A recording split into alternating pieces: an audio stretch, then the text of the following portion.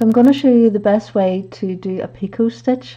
Pattern says double crochet in the next stitch and add a picot, chain 3, slip stitch on the double crochet on which the 3 chain stands. So this is the 3 chains and this is the double crochet on which it stands, and you're to get the top and side bar and slip it on through.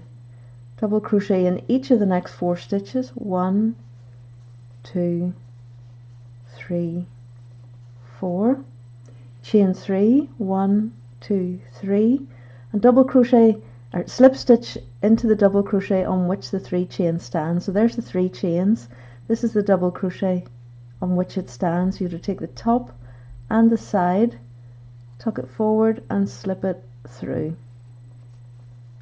Double crochet in each of the next 4, 2, 3 and 4, and you can see these little nubbins are your picots, and they're firm, they're not buckled, they both look the same.